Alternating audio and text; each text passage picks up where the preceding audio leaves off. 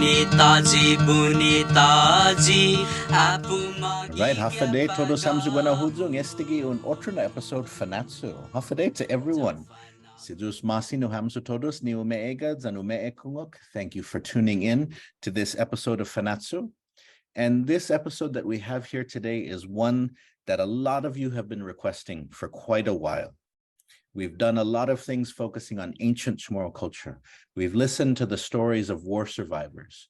You know, we've talked about Chamorro movements for self-determination and decolonization more recently. But one thing that we haven't talked a lot about, though, is actually one of the longer periods in recent Guam history, but it's one which gets a little bit less attention. And that, of course, is the Tiempon Españot, the Spanish period of Guam history.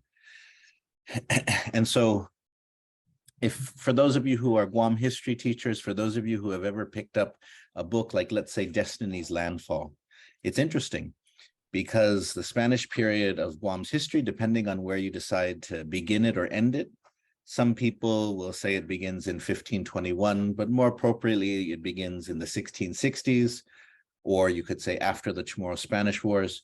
But nonetheless, there's 2 centuries of Spanish colonial presence in the Marianas. And a lot of people say or use the argument that this is a time when Chamorros are dying out or losing their culture or losing their connection to the past. People use that as a justification to not focus on this period, that it's just this tragic time when the Chamorro race of people disappear from the earth because of, you know, the black legend of Spanish colonialism. But this isn't the case, right? And we should always remember that a lot of the focus on purity or authenticity is not something which may work in favor of the Chamorro people. All people have undergone changes, just like the Chamorro people have. And so we don't do ourselves any favors by focusing on how a Chamorro today is completely different than a Chamorro 400 years ago. I mean, the extremely quotable Dr. Robert Underwood was once asked, what does Robert Underwood today have in similarity or connection with Chief Kipua of the 17th century? What do they have in common? And Robert Underwood responded that Robert Underwood today has the same amount in common with Chief Kipua as Mick Jagger does with William Shakespeare. But no one goes around asking Mick Jagger to prove that he's English. No one goes around telling Mick Jagger that he has to change the way he talks, or he has to wear what William Shakespeare wore. And only then does he get to be English. But for some reason, Chamorros, both from the outside and from the inside, feel this pressure to sort of conform to sort of this pure indigenous narrative. And so we're going to get into the Spanish period of Guam history today with a scholar who focuses heavily on this and who has already done amazing work in terms of starting to bring it to life. For those of you who grew up reading Carano and Sanchez, A Complete History of Guam, for example, there's a passing mention of how Guam was a penal colony under the Spanish. Very little information, actually. But Dr. Carlos Madrid with me here, Beyond Distances, his book, he provides a whole breadth of information on that, which is incredible because it goes into the politics in Spain, the geopolitics of the empire, and how Guam is influenced by sort of the different moods of reformers, conservative functions, what is happening in the Philippines that impacts Guam, and then also some too about what is the feeling of Chamorros about all of this. And one thing that I always like, Sidus Masi Carlos for coming. One thing that I always like about that book and about your other work is that it opens the doors for us to understand more about that time. Histories of this period always kind of closed off the imagination. You were just supposed to lament, oh, the Chamorros don't exist anymore. That's the end of the story. But one thing that always intrigued me when I was studying, when I first started studying history as a grad student, was this idea that you could have all these deportados, irresponsables, you could have all of these like political critical thinkers, free thinkers, reformers on island, and they would have no impact on the Chamorro people. They would have no impact at all. And that was something that always struck me as being strange, that idea that they could be here and they would never, Chamorros would never talk to them. And so your book helped open up my mind in terms of thinking that there must have been interactions, there must have been connections. And so, Sidus Masi Carlos, if you don't mind, give us a brief introduction of yourself first, and then I'd love if you could just share with us more about your book. Thank you, Miguel, and Dr. Sidus Masi for inviting me to be here today. Well, as you mentioned, yes, my name is Carlos Madrid. I'm a historian. I'm at the Micronesian Area Research Center at the University of Guam. And as you have mentioned, yes, I've been devoting some time to do archival research, documentary research, and in combination with other sources of historical accounts, like oral stories or traditions, like what we would call like intangible heritage, right? The one period that is particularly fascinating to me has always been is the 1800s, and you said it very right. Is for, I guess, also in a time in which writing history was more complicated than now, because there was no internet, because there was difficult accessing and communicating with there were no documents digitized, etc. The narratives tended to be a little bit generic or oversimplifying with the 1800s, which is, in the 19th century is when many of the foundations of our contemporary world were laid out.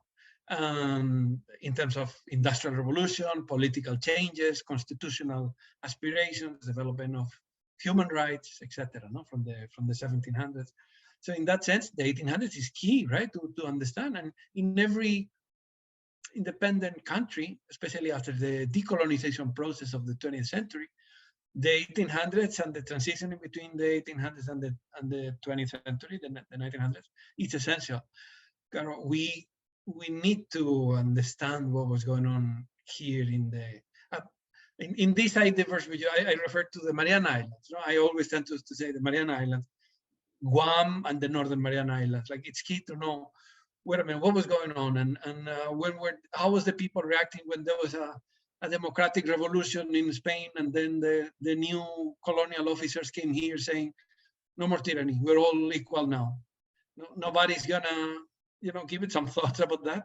But those kind of things that actually you and I talk about it a lot when we meet, because these are things that are of relevance. And I think it takes a historian like you also, like, it has a keen interest in political development and how it interacts with cultural features. So yeah, that's basically what I'm doing. No, that's such a good point there, because I remember one of the first times that I think we may have met different times over the years, including when I was a grad student. But I remember Robert Underwood once telling me, saying, this Carlos Madrid guy, he's right on, because he said that he told me that one of the things that Carlos argued is, if you look at, as you were just saying, if you look at trends across sort of the Spanish Empire, places were moving towards independence. And the thing though is that history is for so long kind of stamped that out. That idea that that Chamorros just got passed from the Spanish then to the Americans. But we can see most definitely that at the beginning, even of the American period, there was an interest amongst Chamorros in being self-governing, in having a say in their government. They were not sort of just willing to be on the sidelines of that. But I remember that when Underwood told me that about your work, I was that opened all sorts of doors for me, thinking about that, because we normally think Chamorros, we're supposed to think of ourselves in the canonical history that what comes out of the Spanish period is that we are disempowered, we are given less, we become less. But the thing though is that it also in a way Chamorros were transformed, but then by the end of the 1800s, we're also prepared to demand more or want more because that was the mood across the Spanish Empire. Can you please talk more about that? Yes, no, absolutely. I agree in the way you're characterizing it. I think that there's as a preliminary thought, no, there is a number of issues or circumstances that complicate our contemporary generations to relate or to be familiar with that period of the history of the Mariana Islands or the history of the Chamorro people. That is, those combinations can be. One of them is the people could say that is the political setting, no? That there is what those who advocate for the self-determination that has not been fulfilled, but will point out that as one of the aspects, like why the history is not related in terms that are more standard in other places that have become either independent or they have their own political determination. Others will say that has to do with the fact that the sources for these episodes or this period of history are in Spanish and they're difficult to access, difficult to understand. That could be another factor. And last, that there is, after the Spanish colonial period, it was superseded by another colonial period. So every colonizer, like every government or any power, will have a tendency or the need to retell the past, to transmit a narrative of the past that fits with the political regime, no matter where it is, even if it's a non-colonial mandate or government. In that sense, it didn't help particularly that, for example, if we want to understand ancient Chamorro history or pre-colonial Chamorro history or history of the Marianas, we use the Spanish sources or we use Western sources, right? But with the techniques that we anticipate where it may be exaggerating, where things may have been silenced, where things are not part of the scope of the report that they're writing about, so that we need to use that kind of critical lens. The same thing, well, this goes to I was referring to if we try to interpret ancient Chamorro history or pre-colonial Chamorro history with using Western or Spanish sources. But the same thing goes if we want to understand about the Spanish colonial times in the Marianas in the 1800s. If we use the reports of the US Navy in the early 1900s, we need to be aware that they're gonna carry on a number of biases, there's a number of distortions, a number of realities that they're seeing that is not part of the scope of the report. So we need to factor it in. All in all, going back to your point, we face kind of like the perfect storm for making that part of the history obscure, and sometimes I wonder if it's coincidental or it's intentional or what, but it has to do with the times in which every other Western or Westernized nation or territory is building up their own nationality. Nationalism as an ideology is pretty recent. It develops in the 1800s, as you know, the late 1700s, early 1800s. The modern sense of nationality for Spanish, for Germans, for Italians, for Americans, for Mexicans, for Filipinos, for Japanese, and it develops in the 1800s. And by default, we will have to understand that it was happening exactly the same way in the Mariana Islands with the Chamorro people. And when you start with that idea, which was the hypothesis that I work on, and you look for, you scrutinize the historical records, you find not just confirmation of that, but and not even abundance of it, but I would say overabundance of indicators that there's overabundance to the extent that what it becomes the subject of interest is how come this is not mainstream knowledge. That it shifts the focus of attention, because when we think of feel free to interrupt me if No. going off the track. Going. If you think of this, if we use of indicators of engagement of the civil society in government structures, and you name any branch of government, you have Chamorros that they were part of the administration at the municipal level and at the provincial level. this is not to undermine the oppressive nature of the colonial government. On the contrary, it's very much real, and it's very much oppressive, and it's very much marginalizing and damaging to anybody not conforming with the sense of appropriateness that the government transmits. No, like those who do not fit into that normality, that they're marginalized. But still, you find, like, by doing comparative studies, no, if you study the life in a municipality in Puerto Rico in 1862, the life in a municipality of Cuba, and of the island of Bohol in the Philippines, or in the island of Guam in the Marianas, you find similar realities. And that has to do, you're going to find, for example, you're talking about empowerment of the Chamorro people. You find that in the municipality of Agat, for example, Agat, like any other town in the Marianas, it has the municipal, the town proper, no, where the houses are built. And then you find, you have the municipality, which is the territory that is under the scope of action of the people of Agat. They have their own land, it's going to be there. The communal land of the town is also going to be in that municipality. They're also obligated to work in keeping the roads of that municipality. So they're also empowered with, in the colonial reality, they're empowered with, how do you say, guarding, patrolling the municipality. And this was going on already for 150 years. By the late 1800s, which is what we were talking about a moment ago, Chamorros patrolling not only the streets of Agat or the ranchos of Inarajan. By the late 1800s, they already the great-great-grandsons of those who were doing it 150 years ago, before, I mean. So it's already a process that is so much part of the daily life that it's not even questioned. It's just by that time people have forgotten when they were not doing so. So there is significant sense of empowering in, for example, when they're misbehaving, foreign crews from whaling ships.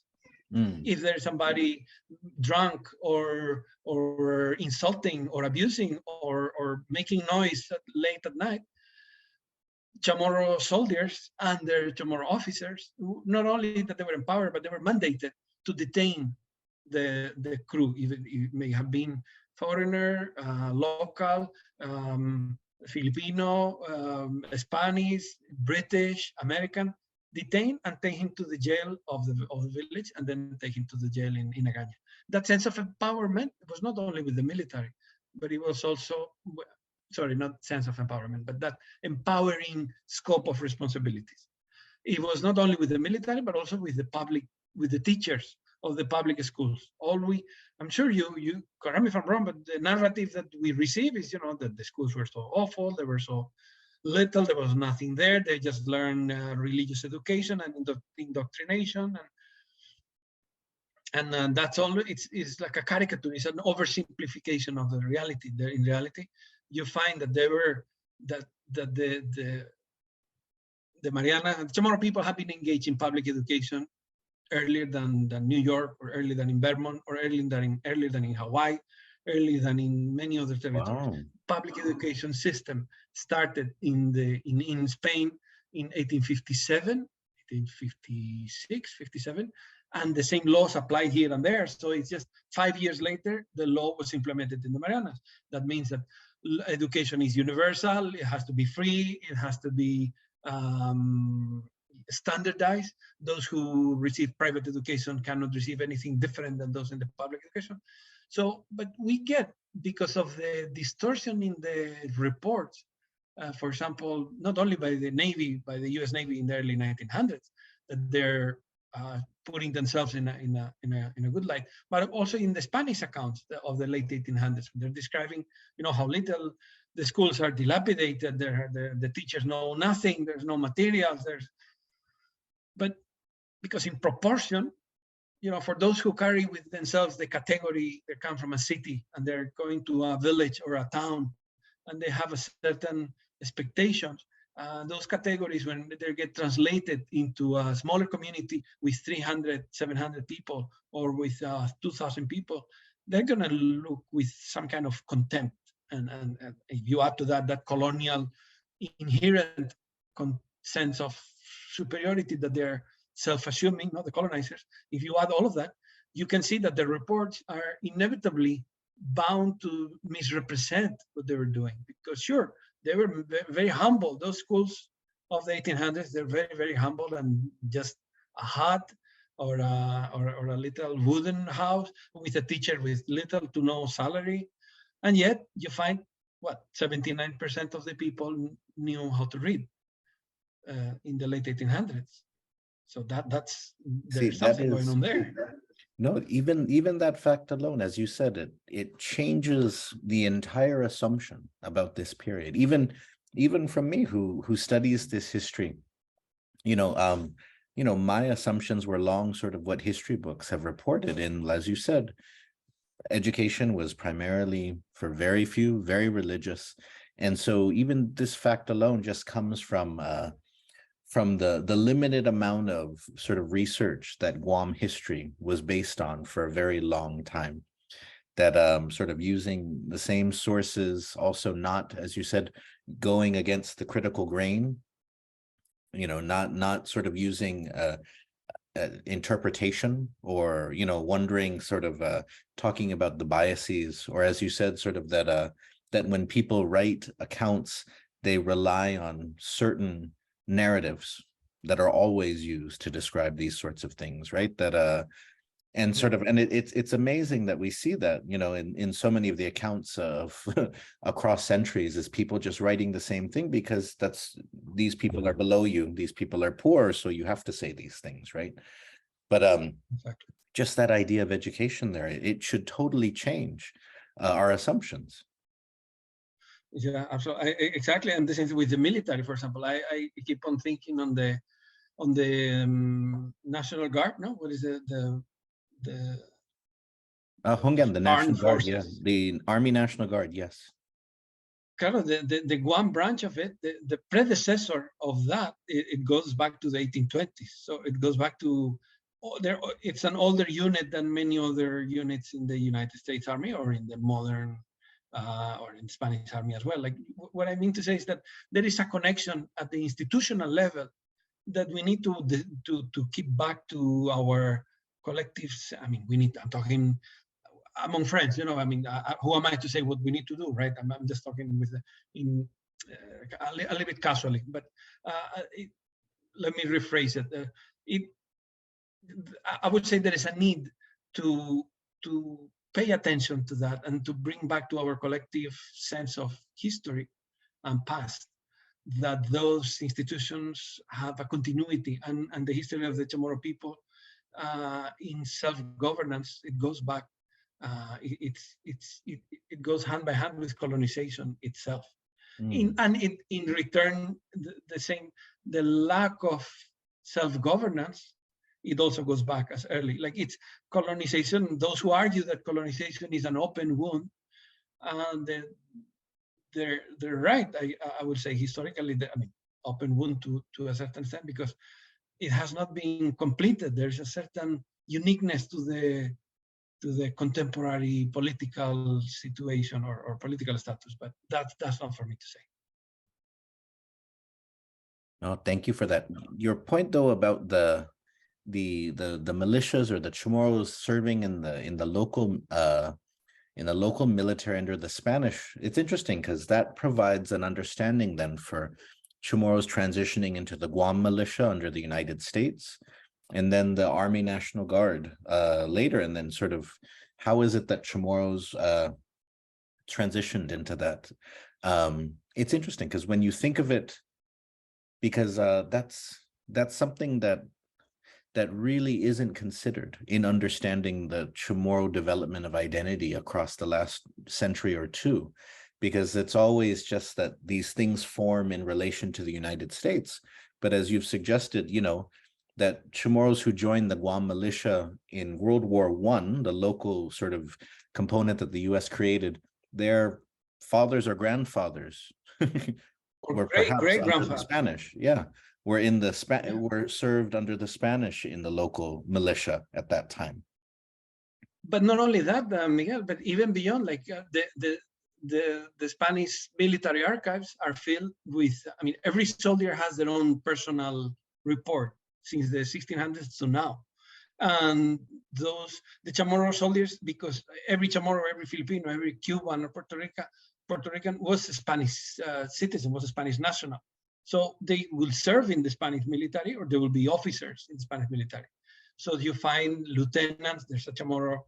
Juan Aguon was the lieutenant of the battalion in serving in Guam. The keys of the magazine, not for powder, but for cannons, for the equipment, for the cannons, the ammunition. The keys of the deposit of artillery were in the hands of a Chamorro officer, a lieutenant, who received a decoration of the Spanish Army, just like any other officer did. The issue at hand here, and correct me if I'm wrong, Miguel, but there is not only that we don't know, but there's an added issue that is we have been fed a narrative of how that past was. And you mentioned a while ago the Black legend, no? The idea that the Spanish were particularly cruel or particularly brutal, particularly ineffective. It's very interesting to see. It's very much true that Black legend exists. That there is the Spanish are always associated in historical narratives of certain parts of the world with inefficiency, corruption, violence, cruelty, which is a stereotype, and it doesn't withstand real analysis. I will say, and I'm sure you will agree with me, that there is also the dangers of the white legend. No, we don't want to go on the opposite side of the spectrum into recreating a colonial past into a peaceful and innocent time. Not at all. No? That will be equally dangerous, or actually more dangerous, not to whitewash the crimes and the abuses, the oppressions that are inherent to colonial mandates or to colonial governments, right? But we have been told how the Spanish administration was. We have been narrated that in terms that are actually very much against the historical truth. Those who are studying colonial governments, they can analyze that. Those of us who study political development or history of the Chamorro people in terms of political development will look at that in terms of, this narrative doesn't match the experience of the Chamorro people in the 1800s. The story that the misrepresentation that the Chamorros were permanently and only victimized by the Spanish oppressors, in essence, we have to say first, because colonization is oppressive in nature. So yes, there's that undeniably oppression and abuse and violence, even violence that is not physically violence, but a deeper violence in marginalizing and showing contempt to fellow human beings just because they're of a different ethnic background, right? But beyond that, there's also a government structure that the Spanish colonization system was born before the nation state was developed.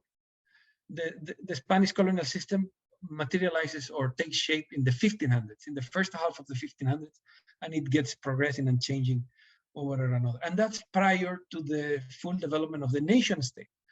So you're finding, when we tend to compare in the English language literature, colonial periods like the French, the Belgians, the Americans, the British, in terms that are not equal, they're not the same when you apply it to the Spanish colonial administration. Because number one, many people will argue that they were not really colonial per se. There's a transmission of legal systems, religion, and government systems into those conquered territories that are being oppressed, and those indigenous peoples are being marginalized, but at the same time, they're being recognized as free. The moment that they're subjects of the King of Castile, the freedom of the subjects is like undeniable. That's why you don't find slavery in either in the Philippines, in the Marianas, or in natives of Cuba and Puerto Rico. The crime, I lack the words to define slavery in the terms that it deserves, right? But the crime of slavery was being done with Africans, that they were transported forcibly from Africa to Cuba and to Puerto Rico. And yet again, you find that the Spanish system was way more, it was easier to gain freedom, to buy their own freedom for slaves in the Spanish territories than in the 13 colonies, or later on in the independent United States. That's why you find the slaves, when they escape, they go to Spanish Florida right away in the 1700s, and they have communities of free Formosé. There's a number of free communities of free people of color in Spanish Florida, in Cuba, in Puerto Rico. In other words, this goes to say that that Spanish colonial system had a certain element of transnationality. Is that the Spanish crown had expanded, and those subjects of those territories, they have a legal definition, and they're entitled to a number of legal protections that they cannot be compared to later colonial regimes. Again, Miguel, and I know with you and I, we don't need to repeat this, but I'm not trying to downplay the brutality of colonization. And the only thing we're trying to do is understand it in its proper terms, so we can really address what was the real experience of the Chamorro people. Oh, absolutely. No, I definitely agree with you there. And that's why I always tell people that, simplified history always, it always, if you're trying to make a point, then simple history is always best, because you can make your point that, oh, Chamorros have always been victimized, or these people are all bad and this and that. But it's not history. Simplified history is never good history. It's all, real history is complicated history. Because and that's why for me, when I always teach, even let's talk about the beginning of the Chamorro Spanish Wars, I always say, part of me may desire that these figures win and defeat these other figures. But at the same time, I have to acknowledge that Chamorro does not only mean that those people that I cheer for. Chamorro is all of the people in the Marianas at that time. And some of them had legitimate reasons to side with the Spanish, or to not fight, to choose to fight for the Spanish. And, and that's why if we're talking about real history and real people, then it can't just be that, oh, Kipua was a sellout and Matapeng was a hero. It can't be that. Yeah. That's not the history. That's not real history. That's sort of history which makes a point. You want to make a point. You want to feel something, but it's not real history. I would much prefer, even if it means that I don't, my team doesn't win, that side that, I might side with, I would much rather that we embrace our history in all its complications. Yeah, exactly. And in all fairness, it's true that these kind of complications happen everywhere, right? Like it goes hand with the historical narrative. But in cases in which you find a violent process of conquer and relocation and the taking of land and imposition of cultural codes, etc., it makes it more understandable, that becomes a very heated period of history, because it truly is upsetting, a particular group of people, I'm now referring to Western colonialism, and thinking of themselves as superior to the rest of the human race. And I guess somehow, like with the Chinese, we're thinking of like highly xenophobic themselves, but they closed indoors, within the continental China historically, and the Europeans they did the opposite in that self-assumed sense of superiority. and oppress and subjugate communities throughout the world. No, that upset sense of or controversy associated to the early history of colonial Mariana Islands is very much understandable, because those are issues that permeate to today. No, and yet I understand exactly what you're saying. Like, you cannot just say, simplify it into, these were the goods, and those who sided with the, I would say, with the missionaries or with the Spanish Jesuits, those were sold out. I will say exactly what you're saying is more complicated than that. You find people like, for example, Chief Alonso Soon, who devoted. I mean, he went on a canoe for a number of trips to looking for people in the south of in Jap, probably, but the accounts do not mention where he went. And I guess there's a team or a party in that war, in those wars, that they may have been in between the Christianized Chamorros and the non-Christianized Chamorros. And all of them, I'm pretty sure, rejecting or opposing the violent means of the officers or the soldiers in imposing this. No, let's not forget that those troops were terrorizing some of the villages, like they just burn and kill everybody in one village, and then they caused shock and immediate surrender. Of course, no, so the brutality of that period, I think, it has to be remembered. No, thank you for that. Thank you for that. This is all fascinating, and I'm already thinking about having you back for another conversation so we can continue this, though. But I do want to bring up one thing, though, because I have had a few listeners and viewers which have asked, because you talked about Chamorro participation in the Spanish military, and I think many people would be very excited to hear what you were talking about in terms of that Chamorro soldiers had files, and that some of those things still exist. Do they exist in the Micronesian Area Research Center? Do they exist back in Spain? Do they exist in the Philippines? Like, where do those files exist? The filing of those Chamorro soldiers, some of them were in Agaña, in the government palace, and some others were registered all the way to Spain, and they're in the Spanish military archive there. The thing is, and some of others are scattered in the Philippine National Archives. The thing is, how can I put it? Like, if we compare the early Navy colonial period with the late Spanish colonial period, we find two administrations that are opposite to each other in one aspect. That is, the U.S. Navy are distancing the management. Chamorros are as distant as they ever were from the national identity as Americans. They're not allowed to choose if they wanted to be American citizens or not. They were left in a limbo. But let's remember that the Chamorros are coming from being Spanish nationals.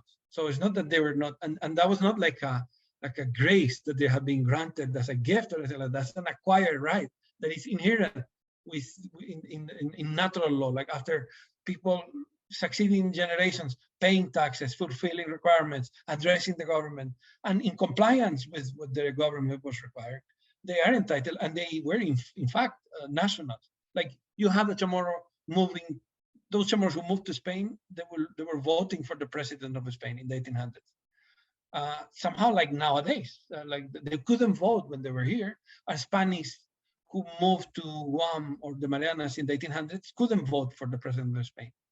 But if a Chamorro or a Spanish moved or a Filipino moved to peninsular Spain, they will vote for the president.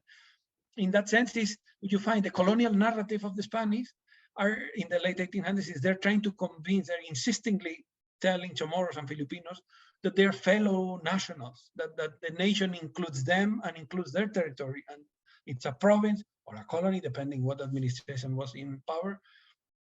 But it's completely the opposite than what the U.S. Navy was implementing later on.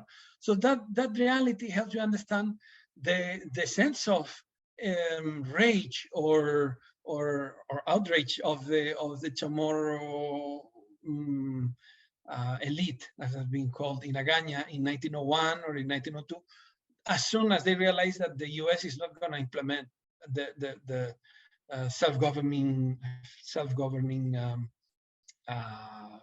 governments that they were somehow advocating in theory during the war. They were not going to do it neither in the Philippines, neither in Puerto Rico, nor in Guam.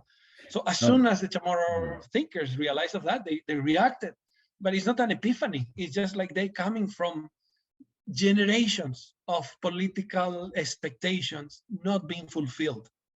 Does it make sense?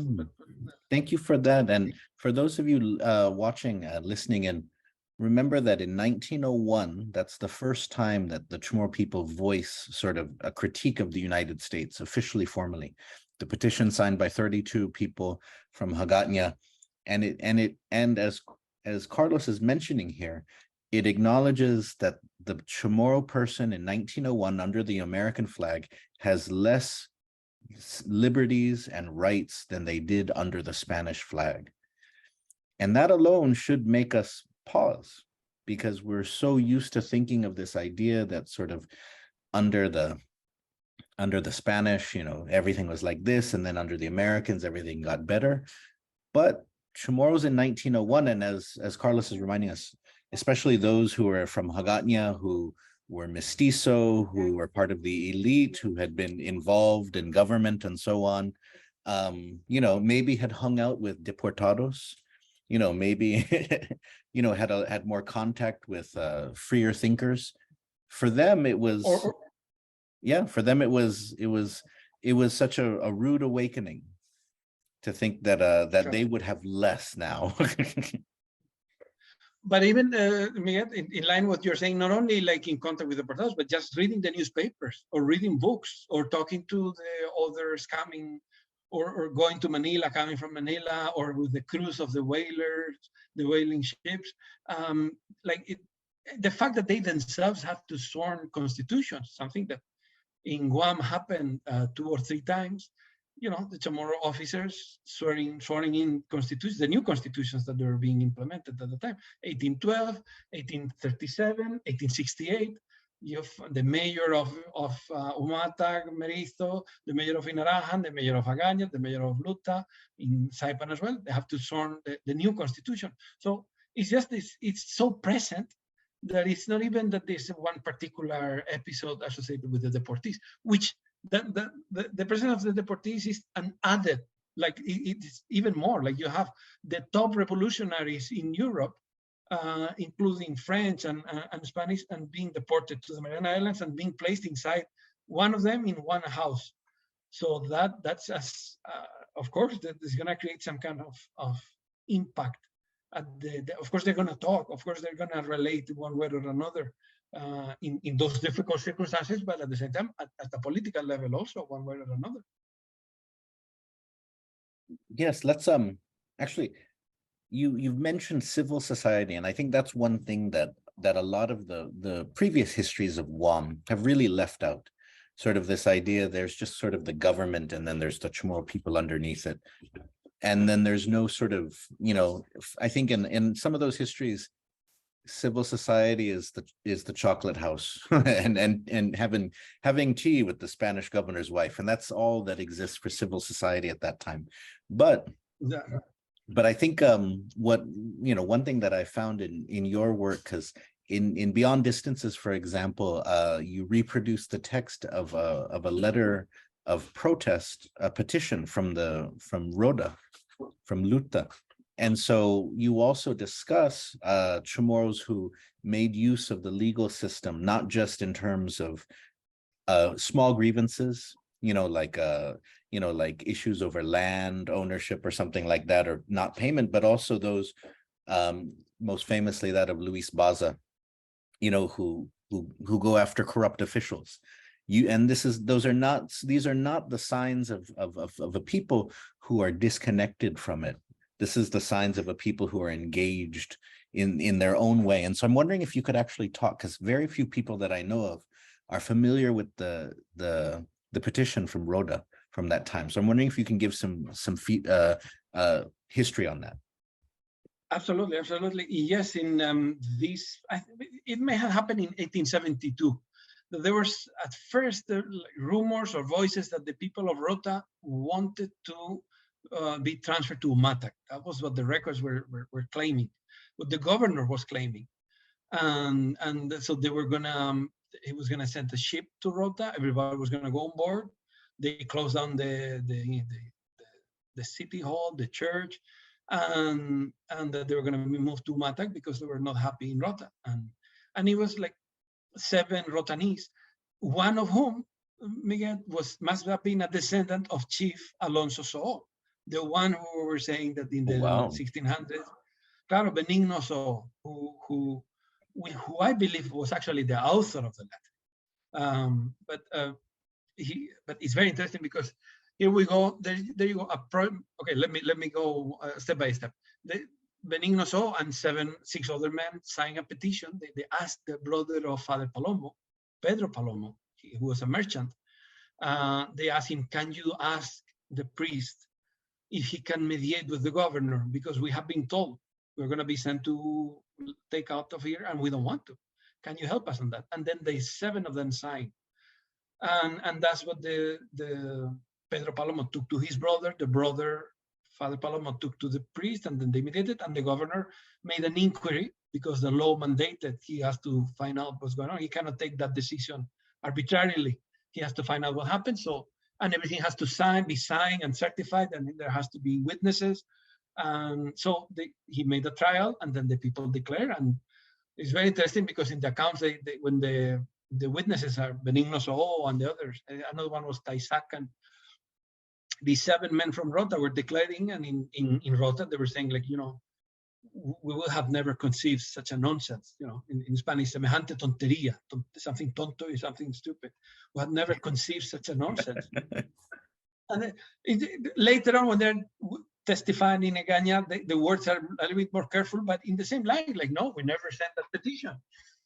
It may have been, because the historical record is incomplete, we don't really know what happened, but it may have been an initiative of the governor trying to move everybody out so he can have the land for cultivation, like somehow like Tinian. And he may have miscalculated the reaction of the people.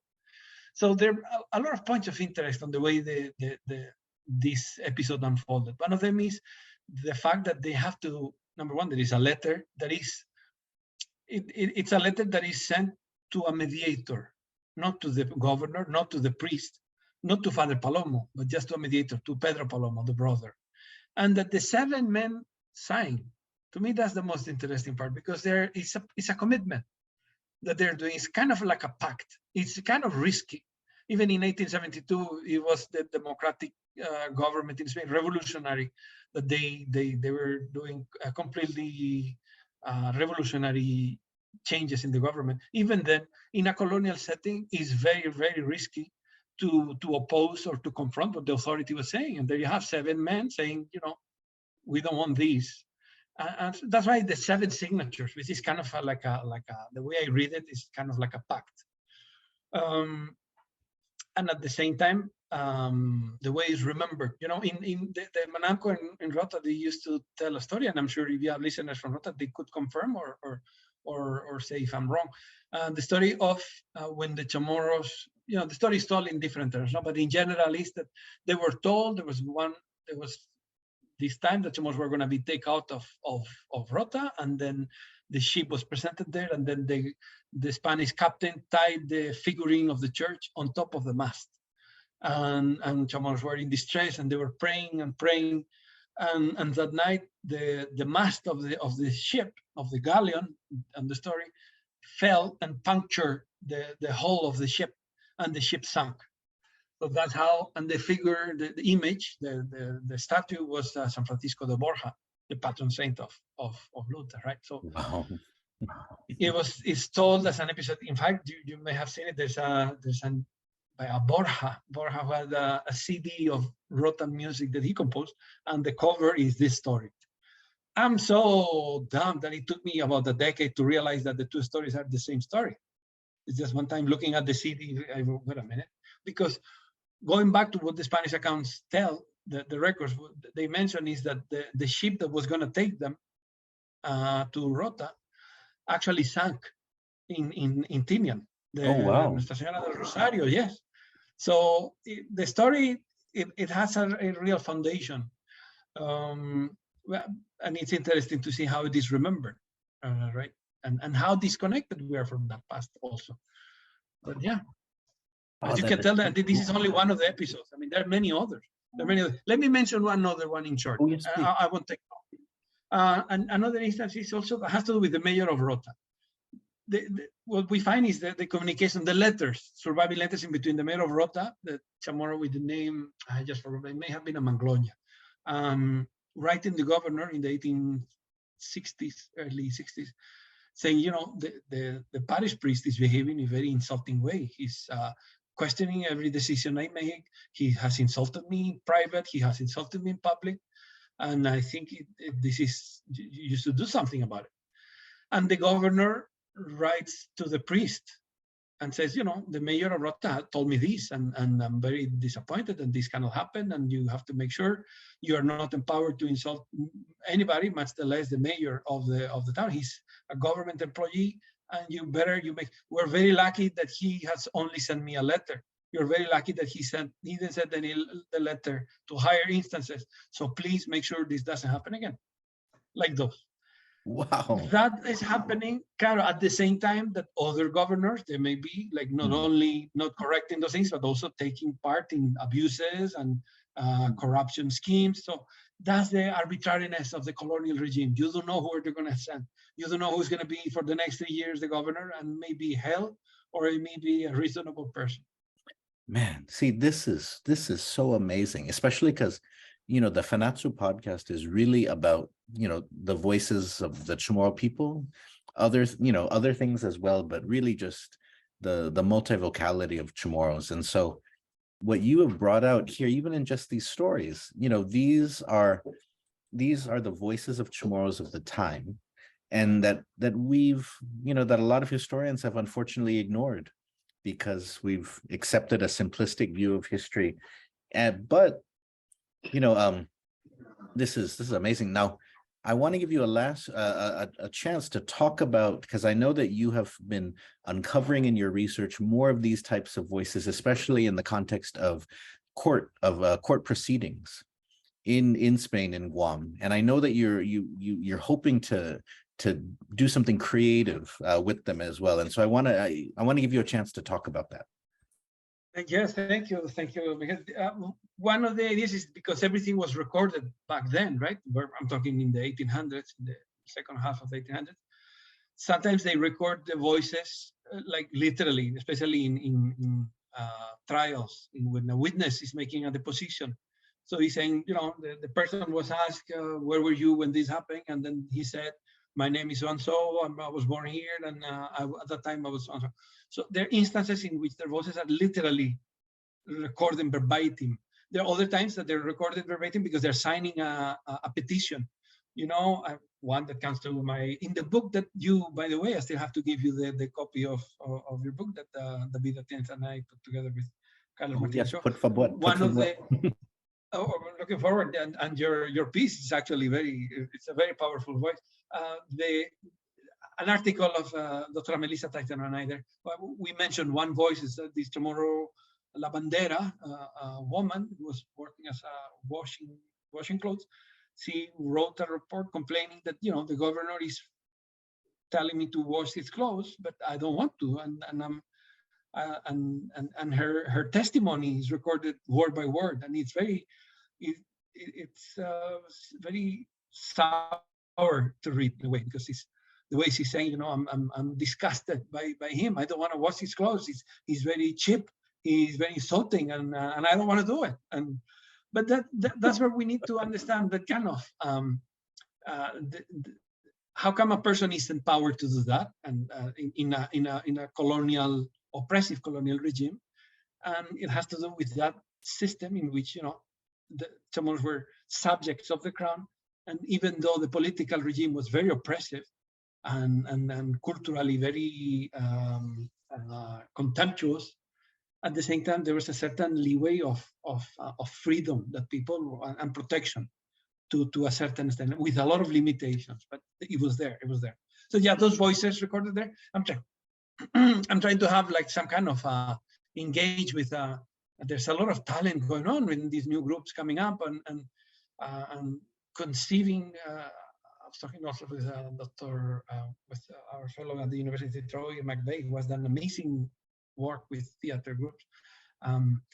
We could conceive of, why don't we have representations? Going back to what we were saying an hour ago about representing history, how important it is, right?